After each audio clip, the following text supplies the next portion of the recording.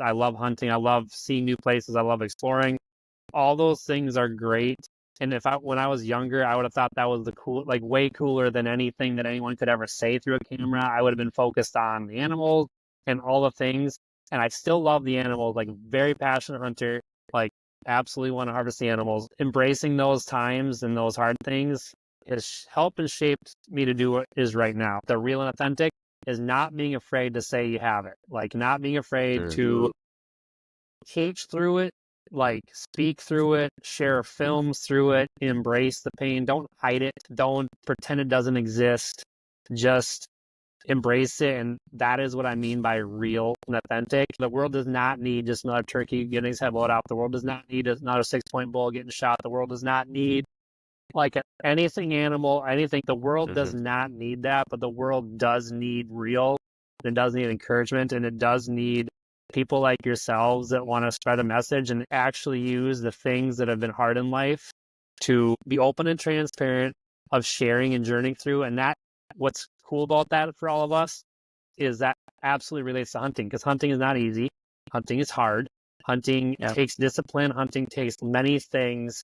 And we can all pretend, how easy it was to kill that public land 8-pointer. But the truth is it wasn't. We can share our story through it. And that's what the world needs, is all of us, whatever that looks like for any of us, is being authentic and real. That's the journey I'm on and will continue to be, and the journey we're in, and I'm blessed to be part of it.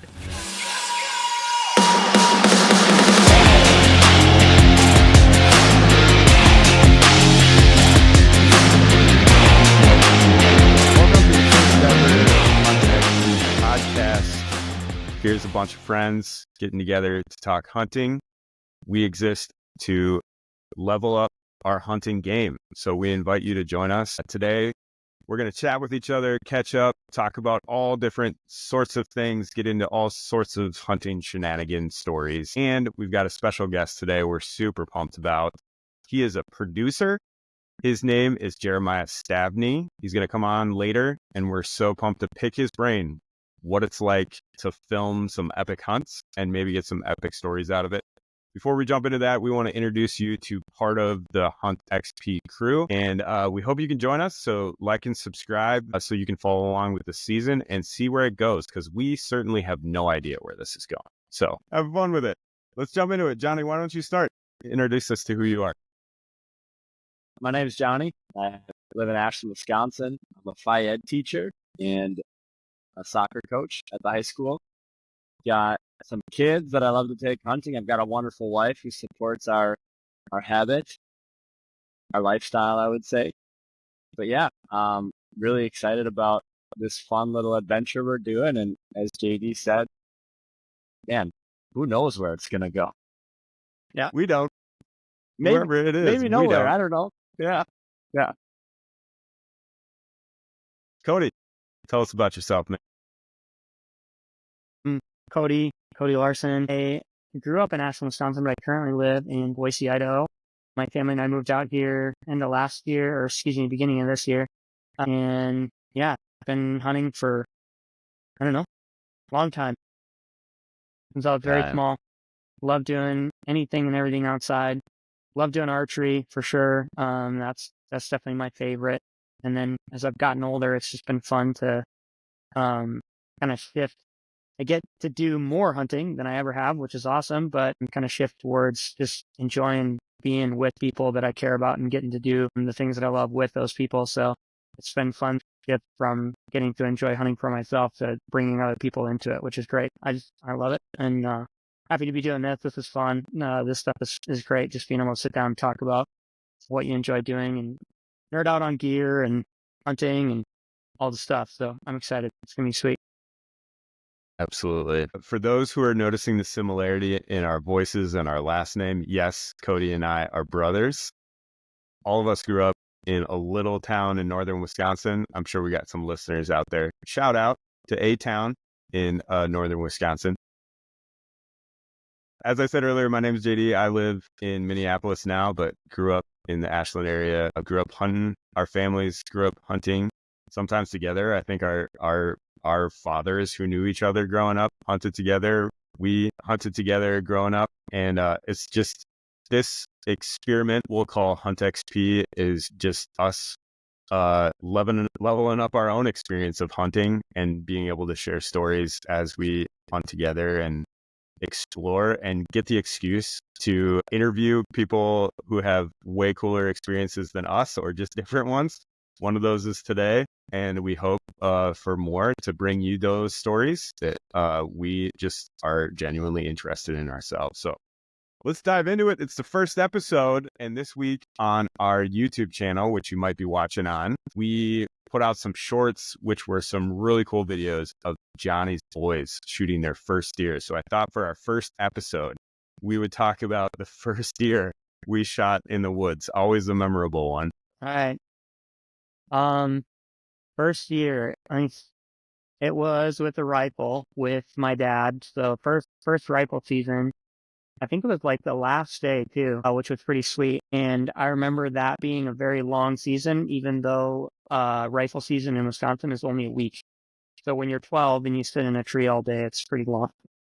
So the last day, and I think we had gotten out of the stand because I was bored, so we were walking, and then we just came over this ridge, and there was a few deer running around, and probably running from me / us. We were on the hook, so came over the ridge, and Dad's like, "Hey, Spike, just shoot it," and I'm like, "But they're running. I don't know what to do." So I pull out my rifle and I just take a crack, and I was like, "Well, definitely missed that deer." Deer goes over the hill, and Dad's like, kind of, I don't know. He's doing a good job of hiding his frustration, I think, because the deer probably were moving a lot slower than I thought they were. But we go up to where I thought the deer had crossed, and we're like, "Oh, there's a little blood here," and we go over the hill, and sure enough, I had got it right in the heart, and it only ran like 50, 60 yards. And so it was pretty sweet. I was like stoked. I thought for sure I had missed. And then there's this little spike, and that was my first ever deer. So it was pretty fun. But That's Yeah, awesome. that's awesome. I love how you said your dad was doing a good job of hiding his frustration, because yeah, I am living that right now. I am living that, taking my kids hunting. Oh I my love gosh. it, but boy, it can be frustrating. yeah, Man, your standards have to just go way down for noise. Yeah. I mean, if you care about scent yeah, control, right. if you care about, anything, and you got to just embrace that, like, baby steps, man. We are out here. Yep. We are in the woods. Yep. I'll Let's tell my help them first. fall in love with it. Yeah, exactly. I'll tell my first story, which I remember with. It was a great memory. So it was a whole weekend of youth hunt, and my uncle was like, "Let's take the cousins out." Ben, who we will have actually later on this podcast, you'll hear about, and my brother Travis, who I'm sure will pop on here at some point. And we went to my uncle's cabin, and I remember we were going to do a morning hunt or something like that. And so he put on Jeremiah Johnson, the movie Jeremiah Johnson. Never seen it before. And I thought it was, as a 12-year-old, I was like, this is the most epic movie ever. So of course I didn't sleep. I'm like, I am Jeremiah Johnson tomorrow. That's what I'm doing. Yep. So somehow, I don't even remember the morning, it didn't go well, but we decided to do a drive, and my dad and I crawled up in like this gnarly looking tree, and sure enough, doe came on through and stopped right in a ton of bushes, and all I could see from my vantage point was his back leg, where I could just see brown, and my dad in like the angry whisper voice, like, "Shoot it." And I'm sitting there, I'm like, really? Now? This is what I do? And what I didn't know at the time was I could only see his leg, but he could see his whole body, like broadside. So he was confounded why I was not shooting. So I shot, and I, sure enough, shot it right in the back leg, like the only thing that I saw. And it was like, it was a horrible experience. Cracked up, put it out of its misery, but I don't think I've ever lived that down. I think I only go maybe 1 or 2 seasons without my Uncle Ralph bringing that story up. He loves to tell that story. So Yeah. Oh, good stuff. My first year. So yeah, we're all old enough where you had to be 12 to have your, to go rifle hunting and bow hunting in Wisconsin. Now it's you can be fresh out the womb. But Yeah. yeah, it's ridiculous. But I mean, it's okay. Anyway, so my first year, I'm 12 years old. It's opening morning of rifle season, and sitting in a man-made ground blind me and my dad had made out of some logs and stuff. It's kind of like first light, and my dad's like, "Here comes some deer," and he's like, "There's a little buck with them. You want to shoot it?" And I'm like, "Yeah, sure." There's a little Of course. 3-pointer, and it walks up we're like kind of on this ridge, and it's like on the side hill, and it's coming, and it stops like 40 yards away, and I mean, broadside. Oh, and then it runs off, and it stops now at like 100 or 75 yards away. My dad's like, "Shoot him again." Shot him again, and he dropped right there. Now this is the funny part to me, because we go up, and there's 2 holes in it. The first one was right behind the shoulder, kind of, and the second one, when he was further away, I shot him in the neck because that's all I could see. But when we came back towards the stand, my dad was like, "There's a massive hole in that tree right where the deer stopped." And I'm like, "Oh yeah?" And he was like, "What was your sight picture like?" And I'm like, "I had the crosshairs on the deer, I think." And I had the crosshairs on the tree, and the deer was behind it, it turns out. And I shot that deer through the tree. That's amazing. It was like a small maple tree or something, and I just ripped a bullet right through it, right into the vitals of that deer. And he ran off, and shot him again. But I don't know. Goodness, man. Looking back Great. on it, it's probably one of those things of like, you would never do that now because you just know. But in the moment, it's like your first year, you're super excited, and Oh, man, you're like, "There's the deer, here's the crosshairs, pow." that's all it is. That's why you shoot a Dang. rifle. You just shoot through Yeah. whatever you want. Doesn't matter. You I think go for it. I think that's probably what I was thinking. Just send it. Just gonna send it. My goodness. Oh, we are gonna have a segment now that I'm calling checking the comms, checking the comments. So we love to hear your feedback on things, and boy, do you give us feedback when we post things, and it's all over the map. Sometimes it surprises us. Sometimes it makes us go, "What?" And sometimes we learn a ton from what you say. I'm just going to read a few and I'll give you the context here. So this one, Johnny recently came out with a video on Schwacker broadheads, and James Borman, 8610, thanks for your comment, dude, says, "Nice video, work on your draw and save your shoulders." Johnny, what do you think, man? How are your shoulders doing? Yeah. So the class I teach is strength and conditioning. So I like to think I have some pretty good knowledge of biomechanics and whatnot, but he's not wrong. That draw that I'm doing there, I kind of learned to do like a pocket draw, I call it, where the bow is minimal movement, and I'm just trying to slowly go back, and like when a deer's in tight or something like that, or it's quiet, I try to do that pocket draw, and you have to have a certain amount of strength to do it. Like your bow can't be set too high. Mine's at 70, but like, again, like I work out quite a bit on that kind of stuff, but he's not wrong. And so when I saw that comment, I kind of was like, yeah, I mean, and I kind of laughed because I'm watching myself drawing, and I'm like, oh, I'm doing my tight little pocket draw instead of like when I would be normally shooting like target practice. So, but yeah, my shoulder's good. Appreciate it, bud, for the comment, and you're not wrong. Yeah. I'm glad you bring that up because, like, there's a lot of stuff on the internet about like coming and using your body motion, kind of like this. Sorry for those who are listening, but you make yourself a triangle essentially, and then you come back level. And a lot of like, if you're training on an archery target range, that's how you'll do that. And certainly your muscle movements, I think that's probably more healthy for the strain of it. But talk about hunting practicality.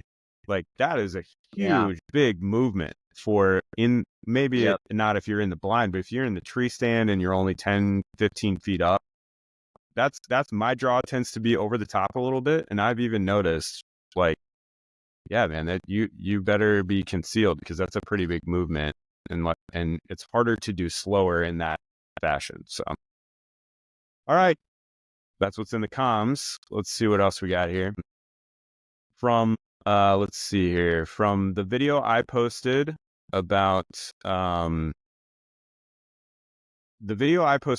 first 4 shots, 30, 40, and 50 at the archery range, we had someone who I don't quite know what they meant. So sometimes we don't know what you mean all the time, but I think the question was like, why do you shoot to kill at the archery range?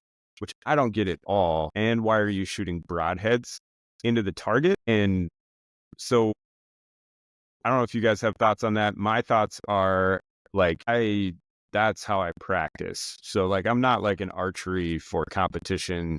Like even on the like 3D archery targets that have like the 10 and 11 rings, those are kill shots, but they're not where I would shoot to try to kill the deer most. They're not typically heart shot or above the heart. So I'm shooting to kill a heart shot above the heart every time. And then the broadhead thing is like, you got to put those on because they sometimes will fly different, particularly with the fixed blades that I use. So that's why towards the beginning of the season, I'll sling some broadheads. And I've been noticing with mine, when I'm past 60 or 50, they have a little drop to them actually a little bit. So I need to not shoot like I'm shooting fill tips.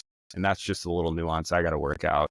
But you don't learn that until you throw those broadheads on and sling a few sticks downrange.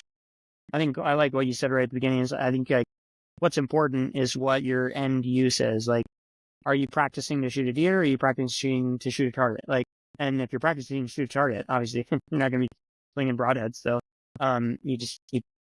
you practice like your end use. So, like if you're hunting and you're in a hunting scenario, you have one shot, and that shot is with a broadhead. So if you're taking 6 shots with field points, and then you're like, oh sweet, I'm dead on, but then you don't shoot your broadheads, that's just you got to do it. Got to get out there and shoot your broadheads and know where they're flying. And you guys, like, you've got into some more of the open country, like mule deer. You're gonna take some longer shots. And if Cody, your broadhead is going to be, 2 inches left at 25 yards, extrapolate that to a 50-yard shot or, a 60-yard shot, which you guys practice out to that range.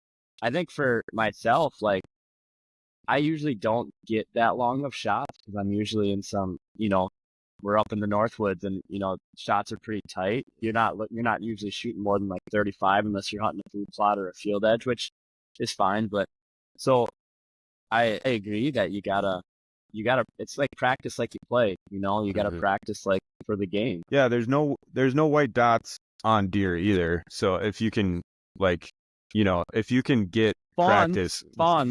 Fawns have spot. That is fact checking me real time. Inaccurate. Aim small, miss small. Yeah.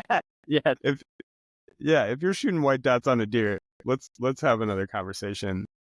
Yeah. But you gotta if you can have access to 3D, like if you have the cash to pick one up, that's great. Or go find a 3D archery range and try to get that like real body type to shoot to kill, not just to shoot at the dots. That's in the comments, guys. I'm sure we've got more comments, people who have different opinions about what we just said. And thank you in advance for commenting below. Appreciate that. Did you know that you can use AI to become a better hunter? Here's what you got to do. Our team at HuntXP has built a custom AI. We call it Crockett. And it is the combination of the power of AI and the collective wisdom of hunters for many years mashed up together and put right in your pocket, right in the field where you can level up your hunting game. You can ask it things like, what's the best broadhead setup for my situation? What's the best day to hunt this week? All sorts of questions. You can take pictures of the snake you almost stepped on in South Dakota and say, is this a rattlesnake? That's something that actually happened to us. It's super fun. Our community is having a great time building this. We'd love for you to join in at huntxp.com. Join us. The time has come for Jeremiah. We're excited for him. Yeah. Let's get him on the pod. Here we go. What up? Whoa! Wow, you came with confetti, dude. I don't even know how I did that, but Let's do it again. That's amazing, dude. Best intro yet on the Hunt XP podcast. Well, hey, Jeremiah, this is awesome, man. Thanks, dude. I'm here. Thank you for joining. First ever Hunt XP podcast. We're so honored to have you, man. Honored to be here. Thank you guys for sure. Yeah, I couldn't think of a better guy to have for number one. I'm gonna give you a little background. Jeremiah and I go way back to like teenage angst years and stuff. We met at a camp. Then after that, we spent some time doing youth ministry at separate places, but we would always cross paths and like get our groups together. We spent a couple just wonderful summers working at camp together and doing night watch and going fishing early in the morning and swapping hunting stories. A little known fact for you guys, Cody and JD, but he is one heck of a piano player. The guy is insane. When he plays, he's been known to make doves cry. Like it is. I'm sure. Come on. I made someone cry, but maybe I don't know. But as a hunter, I mean, Jeremiah is. I remember talking at camps, and he was like picking each other's brains, and he just got super after it. And he shoots massive deer. He catches massive muskies. Like the guy does it all. And then I think a lot of this passion has led to what he's doing now. He's a producer, videographer, and editor for Modern Day Mountain Man, which is just fantastic. If you've never heard of that, you got to check it out. The content is great. The stories are great.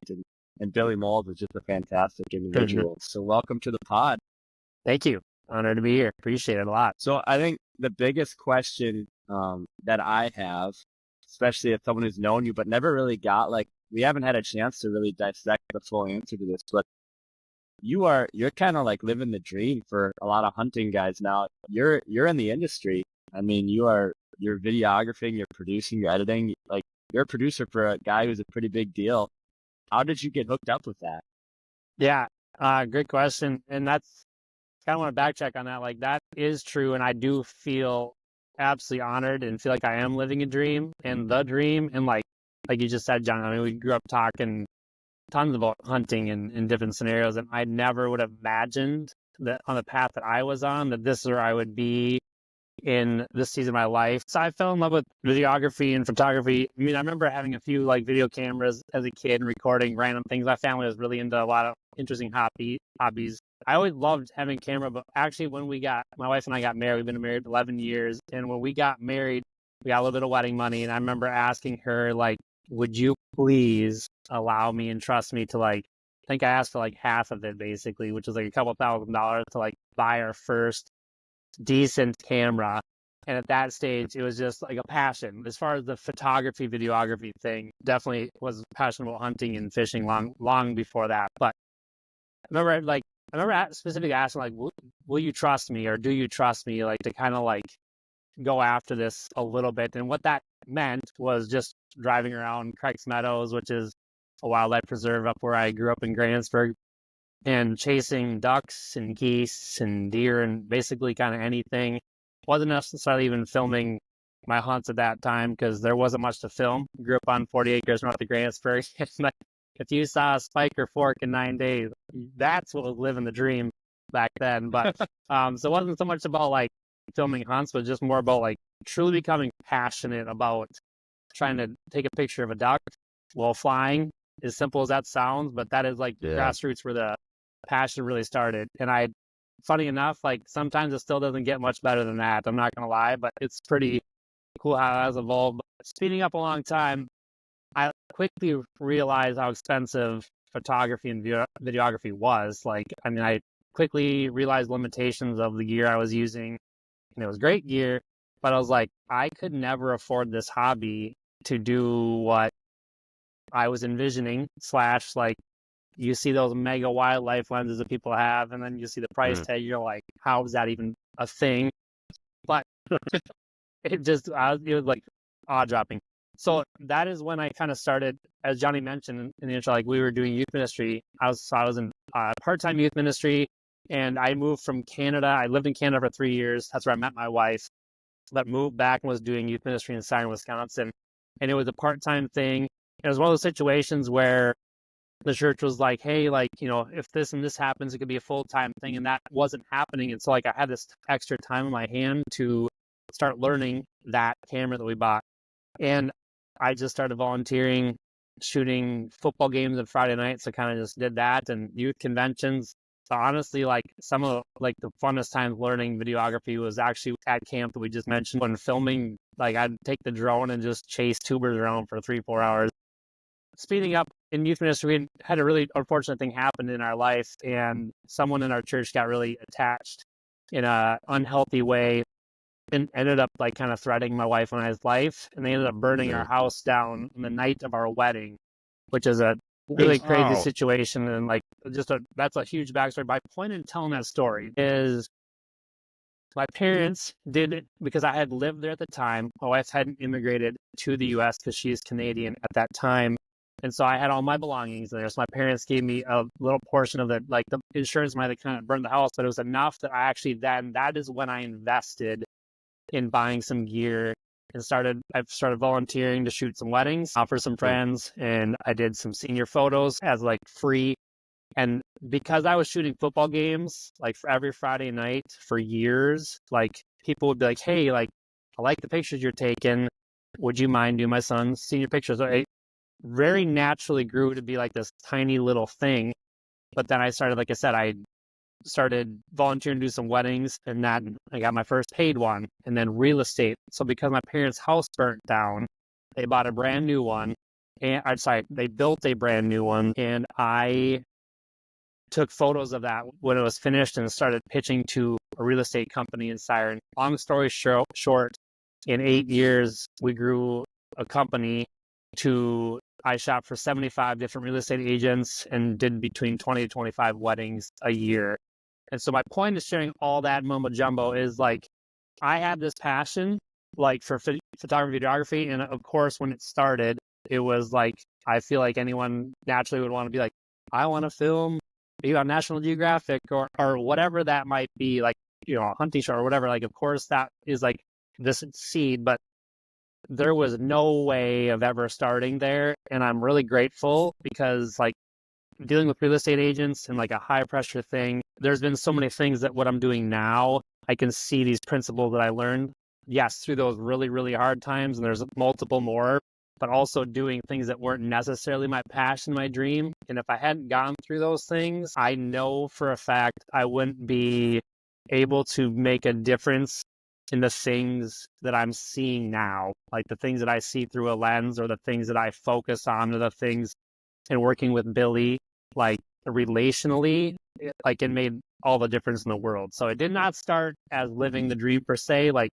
but it was because it was our own thing, and it was something beautiful that my wife and I got to build over 9.5 years before I transitioned to working for Modern Day Mountain Man. But I'm really grateful for all those things. So yes, right now, like in a season of seeing, the truth is like seeing God orchestrate all those things to be in a position now to serve is the best way of putting it. Like I get to serve Billy, and it's a huge honor. I would say it's one of the highest honors of my life to serve.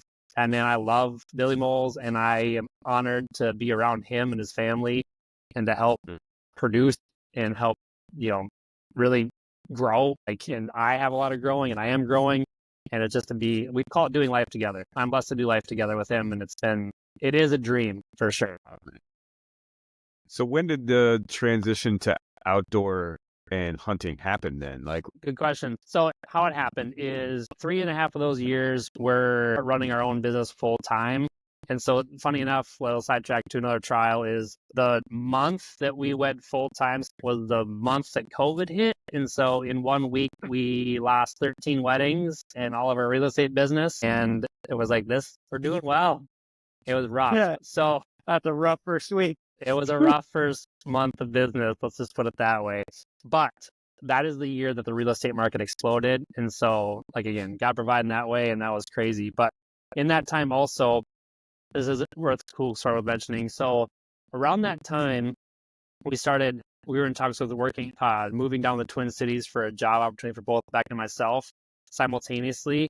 And it was a ministry opportunity and something we absolutely felt the Lord was calling us to do. And in that time, Billy posted on Modern Day Mountain Man Facebook page looking for their first employee, looking for a videographer, and like a bunch of various different things that they were looking for.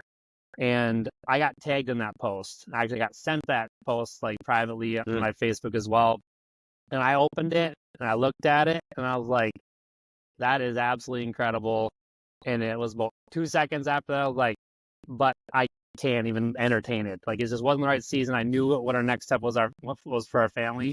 And so actually one of the guys that sent it is my friend Chris, who's actually a Modern Day Mountain employee. And so he sent it to me and I was like, bro, that's amazing, but I'm not even, he's like, you should apply for this. I'm like, not even going to like think about it for 2 seconds. Was a dream thing, but again, I just knew that wasn't like what was in front of it at the time at that season. So long story short, he ended up applying for it and got it. And so he's been working for Billy. He was his first employee. He's been working for Billy for over 2 years now. Well, fast forward 6 months, the opportunity that we had moved to Twin Cities for, so now I live in the Twin Cities, grew up in Grantsburg.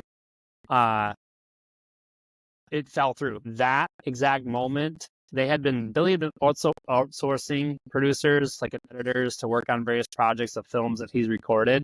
And they were looking for someone for full time. And Chris called me again. He's like, hey, I know you're not going to say no, and you're not even going to think about this, but we're looking to hire a full-time editor and producer.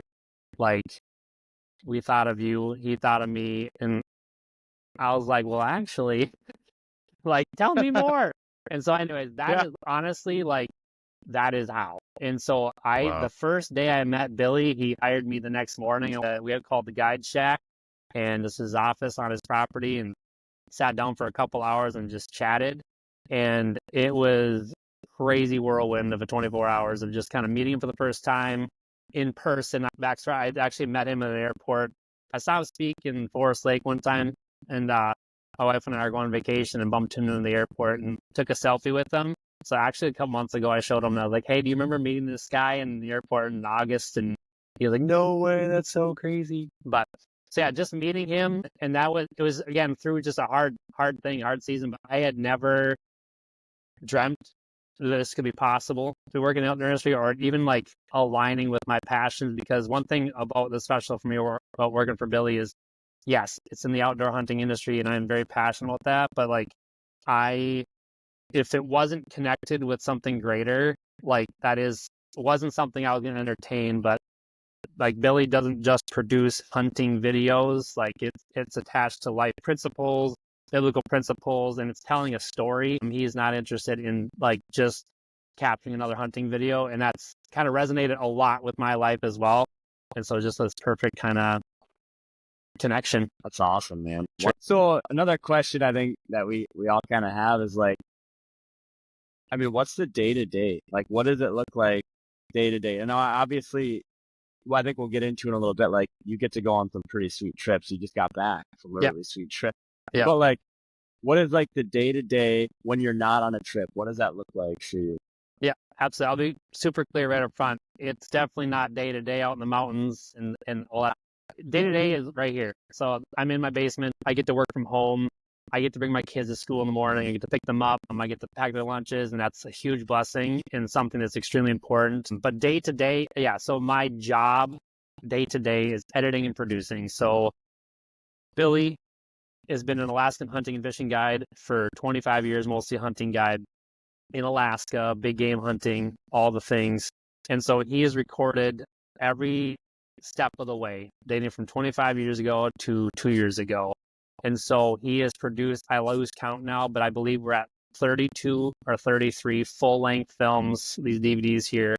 Full-length meaning like 1.5 to 3 hour long films of his time in Alaska. We do about 4 of those a year. I have done 2 this year. We're about to finish our second one, so we always launch those in the fall. And so what that looks like for me is taking the hard drives behind me, and he's like, hey, this hunt was from here to here. And so like, he's like, hey, edit it, but like, there's like a lot more to it than that. It's like, he wants me to find story, help find principle. I mean, he has a very general idea of where that film could go principle wise, because obviously he recorded it. And for those that don't know what I mean where I recorded, like, he's the guide, he's the filmmaker, field producer, like on the spot at the exact same time. So like, grizzly Wow. bears and alder bushes. Like he's the cameraman. He has never brought a cameraman to Alaska. He would never take me to Alaska on that specific hunt because that is what it is. It's real and raw. And like, yeah, he is keeping his hunter safe as well as guiding with a camera in his hand. And that's what makes it extremely unique. I get to help put those together. So Billy has been in a transition season at the moment. For the first time ever, the last 2 years, he's not been in Alaska guiding. He's healing. He's at home. He's healing from a back injury, doing therapy, but also like just enjoying beautiful time with his daughters. One interesting stat about Billy is like, because of his job in guiding, like he had missed almost half of his daughter's life with guiding when in their younger years. And so he has been home the last 2 years. And again, I started 2 years ago, this coming January. And so there's been a transition of capturing content with him and his daughters, taking his daughters hunting. And so locally on their family properties, I've been a part of some of that. Also, we took his oldest daughter, Charlie, to Texas. That's a film that we released under Mountains and Mustard Seeds. It's on the Modern Day Mountain Man channel, but we have a couple of flavors. We have Modern Day Mountain Man, which has been Alaska's hunting and guiding videos. And then Trust the Guide has been our faith-based. They're all faith-based, but like our ministry stories. Trust the Guide, that's what we call it. So Mountains and Mustard Seeds has been him and his daughters. And so, yeah, I went to Texas, recorded her hunt. So on top of producing the Modern Day Mountain Man stuff, we've done 6 videos in the last year and a half. 2 of them are unedited. We're editing them right now. So that has been in the Trust the Guide series, and then also in Mountains and Mustard Seeds series. But to your point, yeah, going on the trips is incredible. I love obviously being in the field and capturing content, and it's really fun to actually, obviously to capture and be there, but also then to work on the, edit that content when you get back. So it's a combination of those 2 things right now. Like right now, it's actually heavier on the content that we are recording. We have had quite a few projects and a lot more coming up, but also producing those Modern Day Mountain Man films as well. Awesome. So take us into one of those. Pick a hunt, tell a story. What did you see through your lens? This Hunt XP is about people leveling up their game in life, but in hunting too. And so what did you pick up as a hunter watching him work, or whoever was hunting work, or watching him guide? What have you learned about and applied in your own hunting journey? Yeah, that's a good question. Twofold. Like as a hunter, I've learned a ton being behind a camera because not only, even just this last week we were in Idaho, but not only do you have a guide, but you have a hunter, and then there's me. And so like that's 3 footsteps. We were hunting elk last week in Idaho, and like just being conscious, and it does help that like I am a hunter, so I'm not like just trudging through and trying to purposely or not knowingly breaking sticks. It does happen, but I've learned a lot on trying to be invisible, like, and that has been Billy's style as well. Is just like if people don't notice me, like the comment I got from the guy last week, he's like, I literally forgot you were here, we were recording until I turned around and saw a camera. Like perfect. And so I've learned definitely a lot in hunting, because the truth is, like, I love hunting whitetails in the Wisconsin woods on public land. Like that has been my hunting. So like this is the wildest hunting experience, and I've not hunted like through a camera that I've had. So I've learned a lot, just like to be around bugling elk. That was last fall was the first time I've ever heard of bugling elk in my life. Obviously getting to go to Texas and see what the Texas whitetail scene is like is crazy. Northern California for turkeys. So I learned a lot in hunting, but the most special thing, the second part of your question, is it's not like the most special thing to me actually is not the hunting, which is interesting. And I think it's because of all the things I've gone through, I've learned what's really special. And for me, in like what we focus on is the stories, like the people. And so the people that I've got to record, there's a couple in particular. It's not edited yet, but we were in Alaska for 2 weeks this past July, and it's a film that'll be coming out in the next like 6 to 7 months or so. It's gonna be called Voice for the King, and it's about John and Melissa Carlin. It's a extremely remote fishing camp. Like when I mean remote, I mean like commercial flight to Anchorage, Uber to another airport, 10-passenger flight, to a truck, to a float plane, to a 4-mile boat ride just to get to the camp. That is where Billy guided fishing. He was a fishing guide there for a couple of years. And John and Melissa are just these beautiful, incredible people. And they have a daughter, McKenna, and he was diagnosed with pancreatic cancer. So we booked this trip like a year and a half ago. And a couple months after we booked the trip, and it was our first ever, we called it a hosted adventure. So we had 10 to 12 spots available for people to purchase, with Billy hosting the event and like guides there to have like a hosted adventure of sorts. So go fishing, but Billy will be there, and campfires and dinners in the evening. And he got diagnosed with pancreatic cancer a couple months after, and super sad, that part. But like being in Alaska and knowing and feeling how special and important it was for us to be there to help capture their story, like I can't even describe that. That is way cooler than me killing a 62-inch moose. Like just knowing that, just feeling it and knowing that like I am a part of sharing people's stories has been by far the most amazing, incredible, humbling. It brings me to tears sometimes, like just thinking about that. Like, so it's not, I have learned a lot about hunting, and I love hunting, and I can't wait to go out this fall. It is October. It's the best month of the year.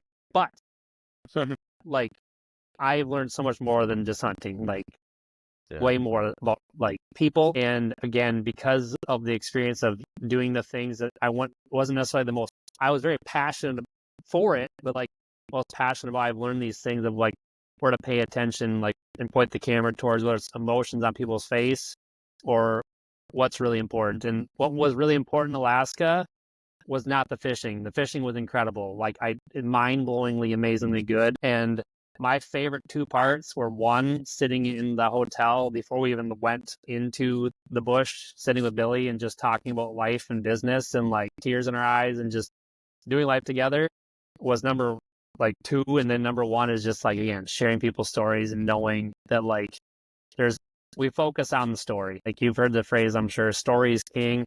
And that has been something Billy has greatly taught me in. It's been a very big transition for me to go from cinematic real estate and wedding, where everything is super cinematic, to like what we are is like raw, real, authentic, and story driven, people driven. And that has been what I've learned the most. And it's a really beautiful, life changing thing. Jeremiah, I love that, man. And as you're talking, one of the things I'm thinking about is like in my own hunting, it's not a career, it's a journey, it's a hobby. But the stories are what stay. And the thing about stories is you don't know the end when you start the beginning. Like you maybe can see your target buck on the trail cam, but you got no freaking idea like how that's going to go down, or if it is at all. And I think some of the understated value of hunting in people's lives is you're exposing yourself to a story that you don't know the ending of. And that fundamental human experience of like getting out there and not knowing the outcome. Because if you go in and you try to be like, you hear all these things about being dialed in and about like methodical and data driven. And at the end of the day, man, buck fever is a real thing. And you might send that thing over its back. Yes, it is. You know, and it might come in downwind and you're like, what the heck, dude? And like, honestly, it's revelatory hearing you talk, because as I think back at one of the reasons I love hunting are the stories that come out of it. Yes. I love venison. I love the meat, man. So do I. I love it. It's fun to have one hanging on the wall, one or two hanging on the wall to like point at. But really, it's the stories behind those things. It's not what they look like, you know, that is the joy. So that's Absolutely. gold, man. I was gonna piggyback. What you were saying too is really resonating. I think of myself in every situation, like hunting, and doesn't it just bring out the whole gamut of emotion that like you can't really control either? I mean, yeah, you can be cool, calm, and collected, but like, and make the right shot when it counts. But really, like when that deer steps out or that animal that you're going after steps out, like it can rattle you. Like I've seen some of your work, Jer, and it's awesome. And like what you're talking about with like, you're capturing a raw emotion through a lens that like we don't get to see when we're doing it ourselves, right? Like I don't get to see myself having to take a deep breath. Like I don't get to see that. But like you get to capture that. And man, like it's been really fun. I haven't even thought about hunting for myself. It's been all about my kids so far this year. And we had a spike buck come out the other night, and Jude instantly is like starting to shake a little bit. And my heart, you could like hear my heart thumping in my chest because I'm experiencing, like, I'm living it through him. And I'm like, this little spike has got me rattled right now. Now, he never gave us the shot, but it was just a really fun experience. And I can look at every deer on my wall, every animal on my wall, and I can tell you the exact story. It sticks with you because it's so real and so you get so raw during that moment. So I love that you get to capture that. Yeah. It's cool.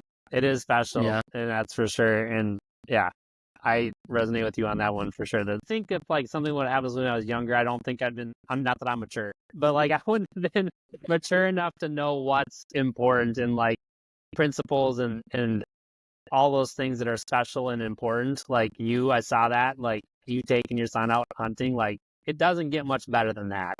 And like what I mean is like you pointing your camera at his face and seeing his face, like that's real and beautiful and amazing. And you can't stage that. And who wants to stage that? Like that's the gold for sure. He would say, he was like, my whole body was shivering. And I'm like, yeah, man, I get it. Yeah. I get it. Yeah. Little man, I was been there. shaking like a leaf last week. So this is a back-to-back trip. We went last fall and almost killed an elk, and Chris got a shot of redemption. And we had a 6x6 coming in, and he was coming in really fast. And I was legit shaking. I wasn't even the one with the bow in my hand. And I was like freaking out. Like, dude, you got to calm down right now. And so it was just, it's wild. I still get buck fever, and I don't even. Automatic stabilization. I was even wrecking it on that. Like I was shaking so bad that I was having trouble. I'm not gonna lie. I did calm myself down and got the shot, but buck fever. Yeah, that's awesome. All right, man. So what? Like, give us like behind the lens. I know you're capturing the story. What's something that you've noticed digging through the archives of Billy's work that you're like that's a pro tip, man. Like that's something that I'm going to take away if I ever get up to Alaska or I ever get out west that I didn't know about before. Good question. You're probably looking for like maybe the more practical pro tip. But as far as like filmmaking goes, I think the short answer is like just real and authentic. And what Billy points his camera at is pretty amazing and special. And it's like that real time audio, like the river flowing, like the birds chirping, the zip of the tent. I think what I've noticed is that Billy has always been Billy. Like when he started, like he's been on TV, had his own TV show, and he purposely and intentionally went away from that. It's not that he can't or couldn't, but he wasn't willing to compromise the story. And so from like a life principle and like filmmaking perspective, like I think no matter what it looks like, what is real and authentic and focusing on that has been one of my biggest learning curves. Again, from me going from like weddings and real estate where like I wanted to be fancy and flashy and like cinematic, so brides would they like that. But like in the hunting world, like there is a place and people do that. That's great. But like what we do and what Billy has done. So what I've been learning from Billy to do has been really just focused on that real and authentic. And that's been a really fun thing to see. And I've noticed him like consistently do. He's not just doesn't just talk about it, like he does it. And so that's something I've been trying to learn and adapt and grow in as well. That's super cool. I think that's great too, because like, I don't know, as dudes or anyone really, you love going on YouTube and watching like just a really well done video of like a sweet story and the dude shoots a huge deer or huge elk or whatever. And you're like, just gets you pumped up. But like you commiserate and empathize more with the things that you have personally experienced. You know, not everyone gets to experience those big moments and those big things. So like you said, capturing real stuff is so cool, because I think that everyone enjoys that entertainment of seeing those really cool, successful things, but you commiserate with and just enjoy, I feel like, more the real stuff, because you understand it better and can relate to it a little more. Yeah, like, I mean, an example of exactly to your point, Cody, is last year in Idaho, filming Chris. He got invited to go on an elk hunt, and we hunted really, really, really hard for 5 days. Yes, there was tons of excuses. It was legitly hot. It was like 82 degrees in September in Idaho, which is wild. And the elk were not chatting. So literally, I know some that, like, if on a hunt, TV shows in particular, where like you go and if you don't get a kill, there's no story, there's no film, there's no post production. A buddy of mine does stuff in that arena, and I get it. Like, their TV, like there's no show. So we did not see an elk on camera. I saw one with my eyes for 0.1 seconds, literally. Huh. Then the second time when one came in, all I could see was the neck up, and I got caught 15 yards between the guide and hunter were in front of me, and I was back here, and the elk was about 25 yards behind me, and I couldn't move. So I filmed what I got to do, which was actually kind of fun, because I could hear Billy being like, "Great job," is like I couldn't turn to see if I could see the elk. So I was like filled the frame with literally Chris drawing and the guide like right over his shoulder, telling him what to do and like guiding him through that process. My point in this is this: we didn't get a shot off on that one. We hiked hard, saw no elk on camera. We produced a 2-hour and 35-minute film out of it. And one of the comments I saw just a couple weeks ago on it was, "That is the greatest elk hunting video I've ever seen in my life, where I never saw an elk." Yeah, right. What a comment! That's awesome. Yeah, High like, praise. But that's again to the story and focusing on the people, because, and I love being a part of that. And there's a place, like, I get it why, like, needing kills, like, I get it. We certainly wish we would have killed one, but we did not even see one on camera, and there was still a story there, because the story and the people matter most. yeah.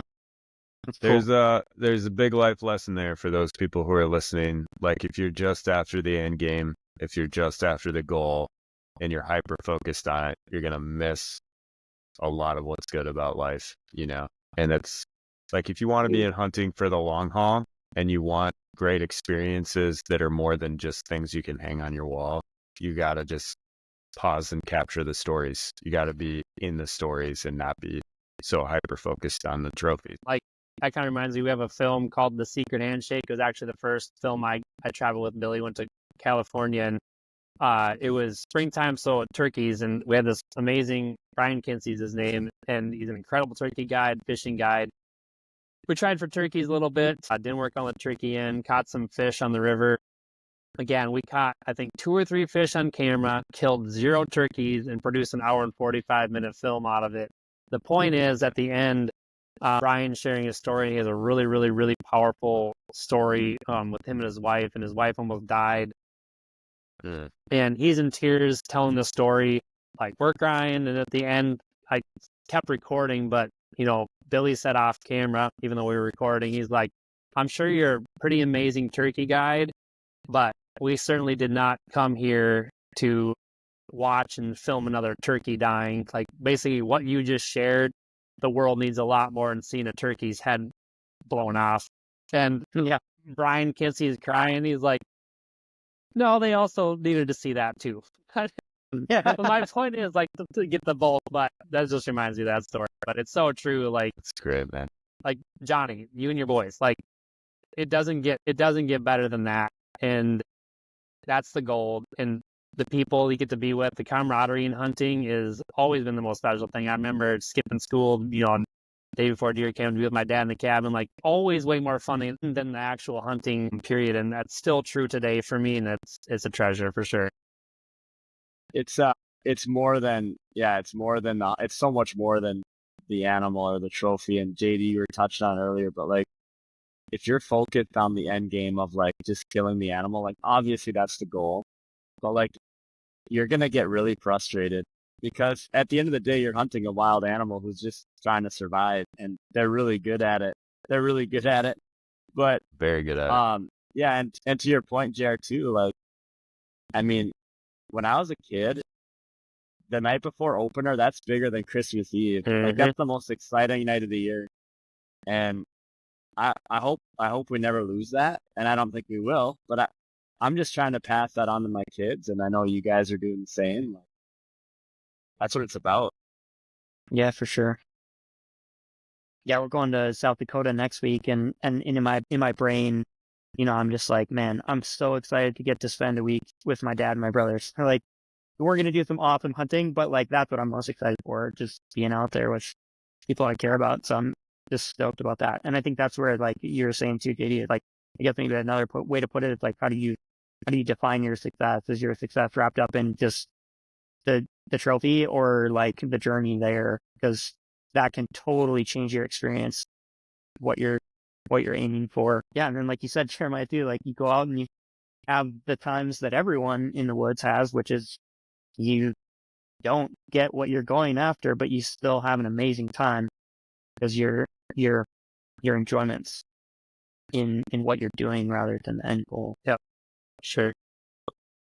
Jeremiah, this is amazing, man. Is there anything else that you want to share with us or Hunt XP community? Yeah, I think just trust those trials and tribulations. Like we talk about all the time, Billy talks about all the time, and something we don't shy away from like addressing is like life is lived in the valleys, and there's many mountain peaks in life, and there's a lot of valleys, and I can definitely say that if I hadn't embraced those valleys in my life, embraced those hardships, and there's plenty, and there's probably collectively right here, like so many things that like hurt and are terrible, and I mean, I would say like, could crush you if you don't have hope or faith or like something to hold on to and look forward to.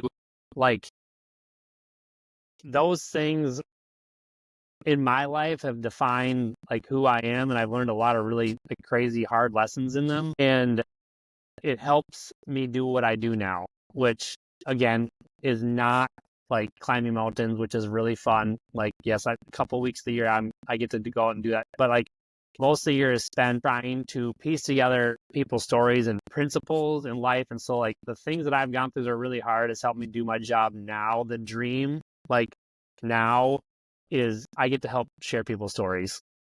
And I really enjoy, truly, of course, being out. I love hunting. I love seeing new places. I love exploring.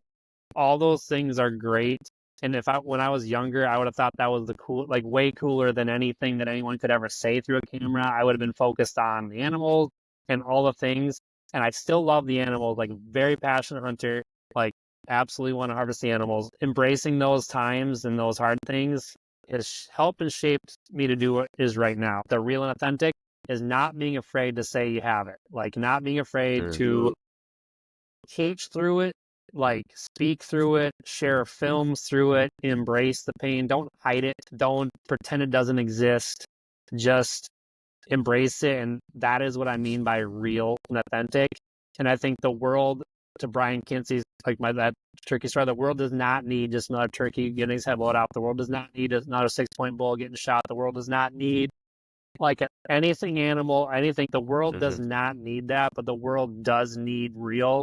It does need encouragement, and it does need people like yourselves that want to spread a message and actually use the things that have been hard in life to be open and transparent of sharing and journeying through. And that what's cool about that for all of us is that absolutely relates to hunting, because hunting is not easy. Hunting is hard. Hunting takes discipline. Hunting takes many things. And we can all pretend, how easy it was to kill that public land 8-pointer. But the truth is it wasn't. But we can share our story through it. And that's what the world needs, is all of us, whatever that looks like for any of us, is being authentic and real and sharing through it. And that's the journey I'm on and will continue to be, and the journey we're in. And I'm blessed to be part of it. That's cool. Jeremiah, That's thank awesome, you, Jared. man. That's awesome. Appreciate you. Dude, thank you guys for having me. And yeah, thanks for the invite. Absolutely. Before you go, how do people find your stuff? Where do they find it? The stuff you produced, your own stuff. Give us where we can find more of Jeremiah. Thank you. Yeah, so I don't do anything for myself, so I work strictly for Billy. And so Modern Day Mountain Man is our YouTube channel. Otherwise, look at BillyMolesAdventures.com. But we do have about 50-60% of our content on YouTube. We're slowly releasing more. But any films I produced are on there under Trust the Guide, Mountains and Mustard Seeds, films to come. But definitely you can follow me there. I am on Instagram, just Jeremiah Stavne. I think my handle is __ Jack Pine. It's my childhood nickname, but That's right. Modern Day Mountain Man is the best way to find everything we're doing as a team. And yeah, it'd be awesome if you support that, because that's where we are. Awesome, man. Dude, you are doing some great work. You are a professional storyteller, and it's been really cool to see you do that and living out that dream. Just been fun to be a part of your life for a long time and see what you've done through. I remember us talking about some of those really hard things, phone conversations and in person, and just cool to see you thriving right now and everything too. So, Bro. Yeah. Appreciate it. Yeah. I told man. you. The man. Dude, absolutely. It's good to Thanks, see you, Jeff. Johnny. You're the man. Good to see you, Cody. Yep. JD, thank you. You too. All right, peace. See you, Jeff. Well, that was the first ever Hunt XP podcast. Hope you enjoyed it. We'll be back next week with another episode. Hey like there. and Thanks for subscribe, watching this do all video. the I'm things. JD, We'd love founder to hear and who crew you are. member We're of the trying to build a Hunt XP community. team. So if you We're want to so introduce grateful yourself that you in the took time to watch comments, this video, and chatter hopefully with it's us helping you a little level bit, up your follow hunting us game. along this That's what we crazy in our journey, community the is story all that we about, don't know and the we end want to to. invite Thanks you for into joining this us. growing community of hunters. It's all about Dun, leveling dun, up dun, each dun, other's dun, hunting dun. game. So the first thing you can do is like and That's our outro subscribe. music. But even more Fireworks. than that, We we don't got have some a fun we things don't have going a on budget for over at our website, for outro music, so that was it huntxp.com. right there. We'd love for you I to don't know, join that our seems like a community pretty good there place and to stay start. Just connected try with what we're recording some doing, riffs like what we're that. working on, and we'd love to hear about what you're after. So thank you for watching this video. We'll see you next time. All right.